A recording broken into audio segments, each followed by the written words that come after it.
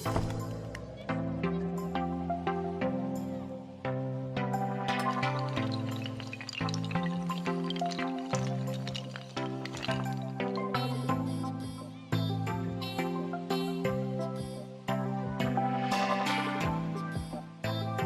Viewers, ഞാൻ ഇന്ന് ഗോതമ്പ് പൊടി കൊണ്ട് പെട്ടെന്ന് ഉണ്ടാക്കാവുന്ന ഒരു നല്ലൊരു 4 മണി പലഹാരമാണ് ഉണ്ടാക്കാൻ പോകുന്നത്.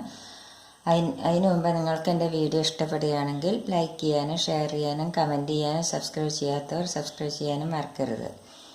ഇത് പണ്ട് നമ്മുടെ അമ്മമാരൊക്കെ ഉണ്ടാക്കിയിരുന്ന ഒരു പലഹാരമാണിത്. ഇപ്പം അത് ആരും അങ്ങനെ ഉണ്ടാക്കാറില്ല. ഇനി അതിന് വേണ്ട ഇൻഗ്രീഡിയൻസ് എന്തെല്ലാമാണെന്ന് വെച്ചാൽ, 1 കപ്പ് ഗോതമ്പ് പൊടി എടുത്തിട്ടുണ്ട്, പിന്നെ ഒരു സവാള ചെറുതാക്കി നുറുക്കി എടുത്തിട്ടുണ്ട്, പിന്നെ പച്ചമുളക്, എരിവിനനുസരിച്ച് ഉപ്പ്, ഇഞ്ചി ചെറുതായി നുറുക്കിയെടുത്ത്, പിന്നെ നാളികേരക്കൊത്ത് വേണം, പിന്നെ കരിവേപ്പിൻ്റെ ഇല ഇതേമാതിരി ചെറുതാക്കി നുറുക്കിയെടുത്ത് വേണം. ഇത്ര സാധനമേ വേണ്ടുള്ളൂ.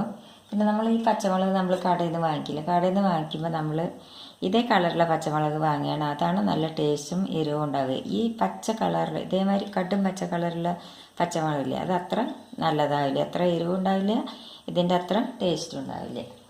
ഇനി ഇത്ര സാധനമാണ് വേണ്ടത്. പിന്നെ കുറച്ച് ചൂടുവെള്ളം വേണം. ഇത്ര സാധനമാണ് വേണ്ടത്. പിന്നെ നമ്മൾ ചെയ്യേണ്ടതെന്ന് വെച്ചാൽ, ഈ ഗോതമ്പ് പൊടി ഒരു പാത്രത്തിലേക്ക് ഇട്ട് കൊടുക്കുക. അതിലേക്ക് നമ്മുടെ ഈ ചേരുവകളെല്ലാം ഇട്ട് കൊടുക്കുക.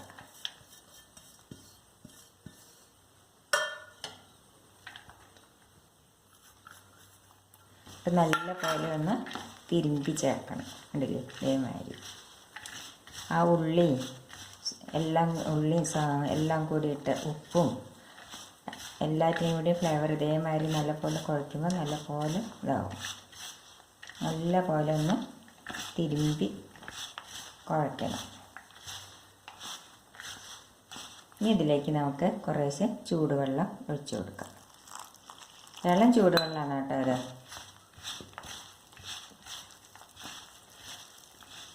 അപ്പം നമ്മുടെ മാവിൻ്റെ പാകം എങ്ങനെയാ വെച്ചാൽ കണ്ടില്ലേ, ഇതേമാതിരിയാണ്. അധികം ലൂസാവാനും പാടില്ല, എന്നാലും അധികം കട്ടിയാവാനും പാടില്ല. ഇനി എങ്ങനെയാണ് ഉണ്ടാക്കുന്നത് നോക്കാം. ആദ്യം നമുക്ക് കയ്യിൽ കുറച്ച് വെള്ളം അങ്ങനെ ആക്കി കൊടുക്കുക. എന്നിട്ട്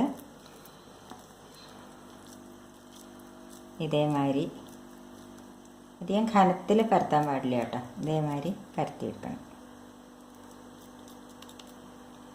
അപ്പോൾ കയ്യിൽ നിന്ന് ഇങ്ങനെ പോരും. ഇതേമാതിരി നമുക്ക് പരത്തിയെടുക്കണം. അപ്പോൾ നമ്മുടെ എണ്ണ ചൂടാക്കി നമുക്കൊന്ന് നോക്കാം. എണ്ണ ചൂടായിട്ടുണ്ടെങ്കിൽ നമുക്കത് ഓരോന്നും ഇങ്ങനെ ഇട്ട് കൊടുക്കാം.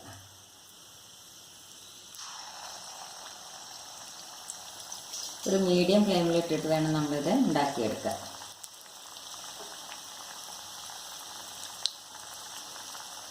നല്ല സിമ്മിലാവാനും പാടില്ല, നല്ല ഹൈ ഫ്ലെയിമിലാവാനും പാടില്ല.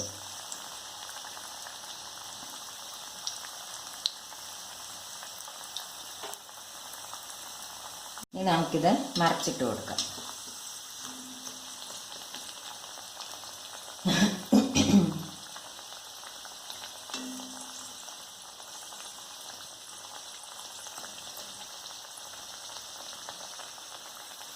ഇനി നമുക്കിത് വാങ്ങാം. കണ്ടില്ലേ, 2 സൈഡും നോക്കി. ഇനി നമുക്കിത് വാങ്ങിയെടുക്കാം. ഇനി ബാക്കിയുള്ളത് കൊണ്ട് നമുക്ക് ഇതേമാതിരി ഉണ്ടാക്കിയെടുക്കാം. അതുകൊണ്ട് നമുക്ക് പെട്ടെന്ന് ഉണ്ടാക്കിയെടുക്കാവുന്ന 4 മണി പലഹാരം റെഡിയായി. ഇത് നിങ്ങളെല്ലാവരും ട്രൈ ചെയ്ത് നോക്കുമല്ലോ. Thank you.